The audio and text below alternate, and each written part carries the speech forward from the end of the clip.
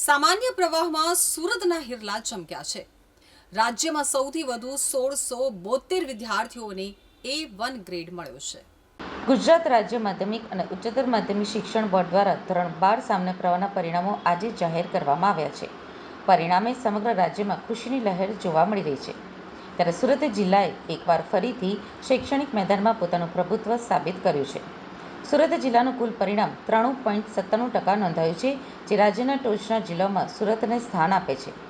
વિદ્યાર્થીઓના ગુણવત્તાયુક્ત પરિણામોમાં પણ સુરત આગળ છે। A1 ગ્રેડમાં સુરતના 1672 વિદ્યાર્થીઓએ સ્થાન મેળવ્યું છે, જ્યારે A2 ગ્રેડમાં 6669 વિદ્યાર્થીઓ સફળ થયા છે। આ આંકડો બતાવે છે કે સુરતના વિદ્યાર્થીઓ માત્ર પાસ થવામાં જ નહીં, પણ ઉત્તમ ગુણોથી શીર્ષક સ્થાને આવી રહ્યા છે।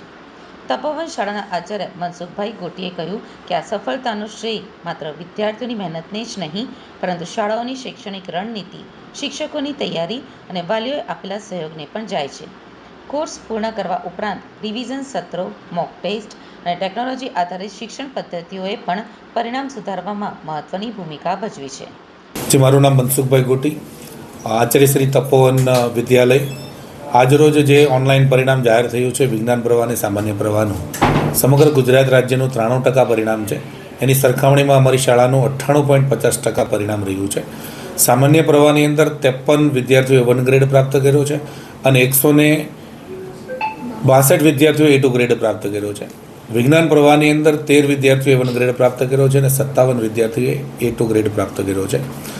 ઉત્તીર્ણ થયેલા તમામ વિદ્યાર્થીઓ પાછળ અમારા શિક્ષકોએ કરાવેલી અથાગ મહેનત, વિદ્યાર્થીઓએ એટલી સારી મહેનત કરી અને આ સમન્વયને કારણે આ પરિણામ અમને હાંસલ થયું છે।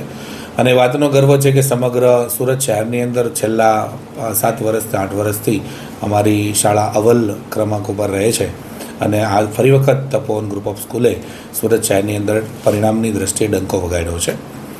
ઉત્તીર્ણ થયેલા તમામ વિદ્યાર્થીઓને શુભકામનાઓ પાઠવું છું કે વિજ્ઞાન પ્રવાહ અને સામાન્ય પ્રવાહની અંદર વિદ્યાર્થીઓ અભ્યાસ કરી ખૂબ જ સારા એવા ડૉક્ટર, એન્જિનિયર, વકીલ, ચાર્ટર એકાઉન્ટન્ટ, કંપની સેક્રેટરી અને આ બની અને આ રાષ્ટ્રને ખૂબ સારી એવી ઉમદા સેવા આપે અને પોતાનું, પરિવારનું, માતા પિતાનું અને શાળાનું નામ ગૌરવથી રોશન કરી અને આ રાષ્ટ્રને ખૂબ સારા એવા નાગરિક બને એવી તપોવન ગ્રુપ ઓફ સ્કૂલ તરફથી અને તપોવન વિદ્યાલય તરફથી સૌ વિદ્યાર્થીઓને શુભકામનાઓ પાઠવું છું।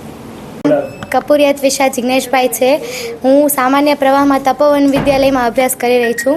મારું આ વર્ષનું પરિણામ 95.14% છે અને 99.94% છે।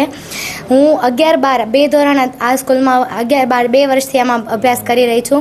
અહીંયાના તમામ શિક્ષકો બહુ સપોર્ટિવ છે। ઇવન મારે તો 11-12માં ટ્યુશન પણ નહોતું, વગર ટ્યુશને માત્ર સ્કૂલ્સના ટીચર્સની મહેનત પર જ મારા આ પરિણામ બન્યું છે।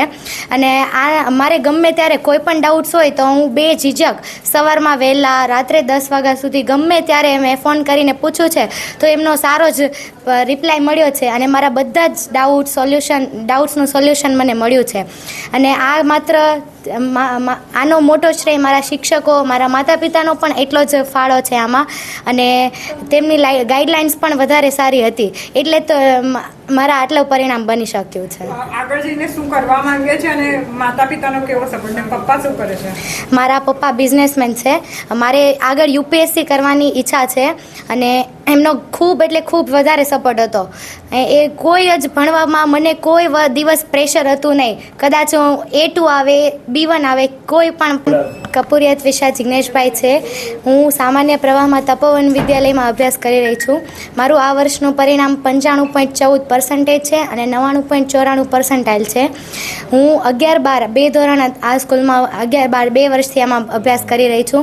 અહીંયાના તમામ શિક્ષકો બહુ સપોર્ટિવ છે। ઇવન મારે તો 11-12માં ટ્યુશન પણ નહોતું, વગર ટ્યુશને માત્ર સ્કૂલ્સના ટીચર્સની મહેનત પર જ મારા આ પરિણામ બન્યું છે।